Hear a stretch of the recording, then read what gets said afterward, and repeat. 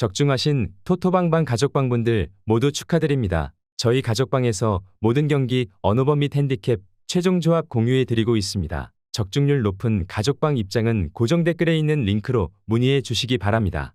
10월 22일 새벽 아침 및 해외 축구 총 7경기 분석 시작하겠습니다. 첫 번째로 알슈르타 대 파흐타코르 경기 알아보겠습니다. 먼저 알슈르타는 첫 경기에서 승점 1점을 따냈지만 아릴날 원정에서 완패했다. 전반 시작 15분 만에 2골을 허용했고 그 후로도 3골을 실점했다. 유세프와 카셈 등 중앙 미드필더들이 라인을 내리며 수비적으로 승점 추가를 노린 경기였는데 선제골을 이른 시간에 내준 것이 아쉬웠다. 그래도 홈에서는 알라스를 상대로 밀리지 않는 등 경기력이 나쁘지 않다. 마와스와 야신 등 해결할 선수도 있다. 이어서 파흐타코르는 페르세폴리스 원정에서 터진 세란의 골로 승점 1점을 따냈다. 경기 시작과 동시에 선제골을 허용하며 끌려간 경기였는데 그 후 공격적으로 전환하며 결과를 냈다. 단 기대했던 알리자노프와 아담조다 등 윙백들의 돌파가 원활하지 않은 건 아쉽다. 이 경기는 원정으로 다소 라인을 내릴 수 있다. 파흐타코르는 좋은 피지컬을 앞세운 중앙 수비로 알슈르타의 공세를 저지하려 할 것으로 보인다. 그러나 홈의 이점을 살릴 알슈르타가 경기를 주도할 수 있을 것이다. 알사에디가 적극적인 측면 침투로 원정팀 수비를 넘어설 것이고 마와스가 해결해 줄 수 있는 홈팀이 승리할 것이다. 알슈르타 승리를 추천합니다. 두 번째로 알사드 대 페르세폴리스 경기 알아보겠습니다. 먼저 알사드는 아릴랄과 아랄리 등 사우디 두 팀을 제외하면 가장 높은 순위를 기록 중이다. 직전 경기에서 난적 에스테그랄 상대로 2골차 승리를 거두며 순위를 끌어올렸다. 카타르 대표팀의 주포인 아피프가 후반 결정적인 골을 터뜨린 것이 컸다. 필드골이 적긴 하지만 아피프와 오타비오 등이 문전 침투로 상대의 파울 유도를 잘하고 있는 모습이다. 이어서 페르세폴리스는 직전 홈 경기에서 전반 시작과 동시에 터진 알리푸르의 선제골을 지키지 못했다.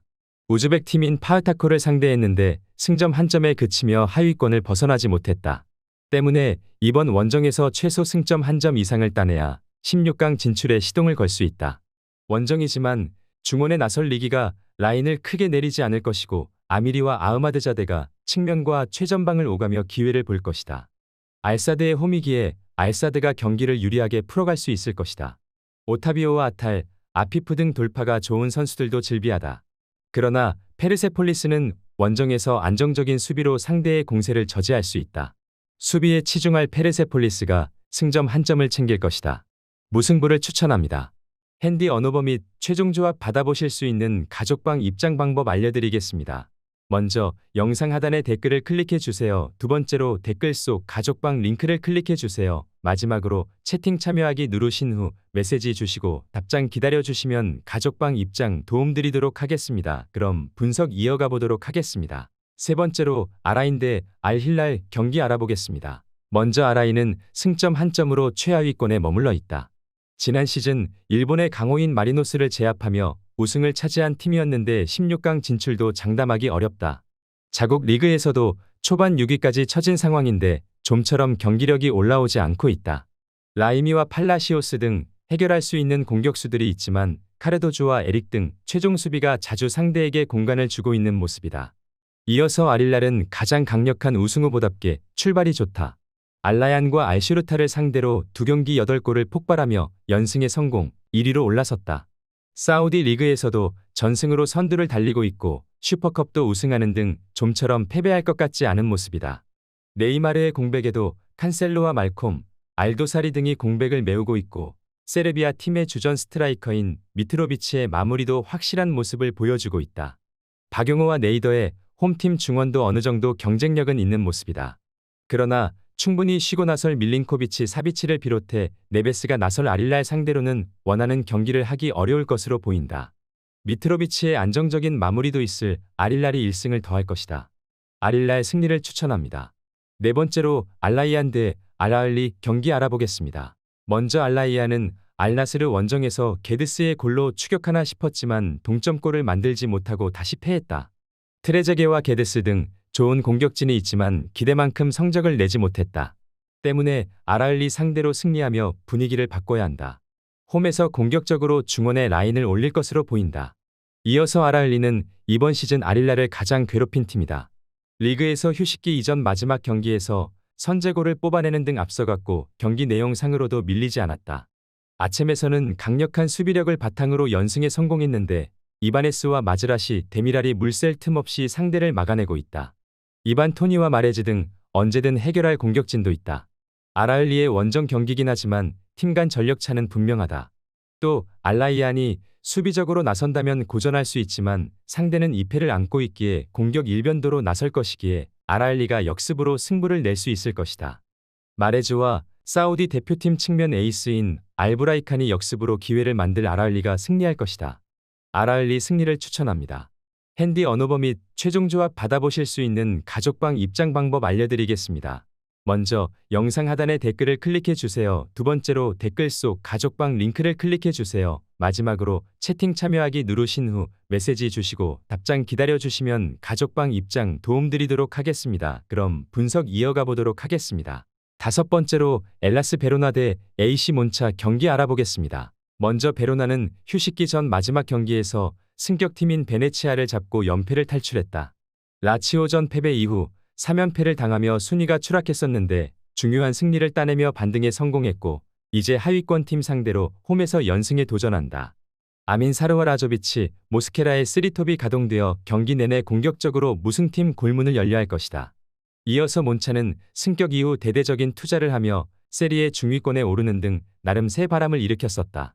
그러나 이번 시즌은 리그 개막 이후 7경기 무승에 그치며 부진하다.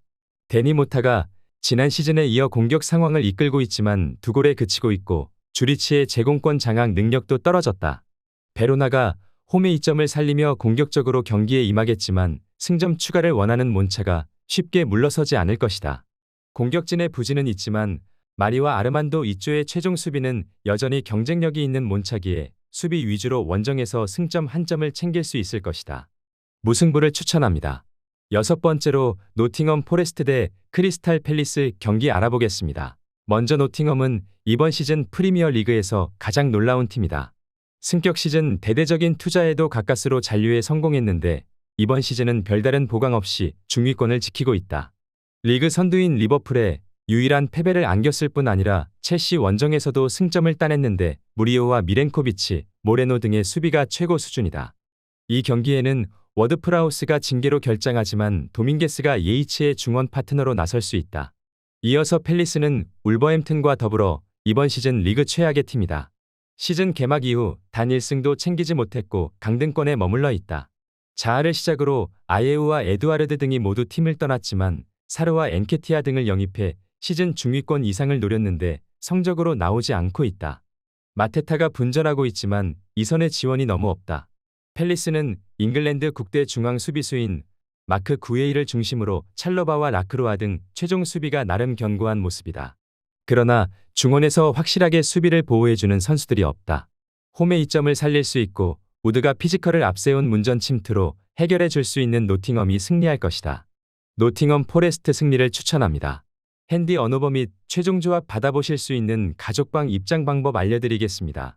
먼저 영상 하단의 댓글을 클릭해 주세요. 두 번째로 댓글 속 가족방 링크를 클릭해 주세요. 마지막으로 채팅 참여하기 누르신 후 메시지 주시고 답장 기다려 주시면 가족방 입장 도움드리도록 하겠습니다. 그럼 분석 이어가 보도록 하겠습니다.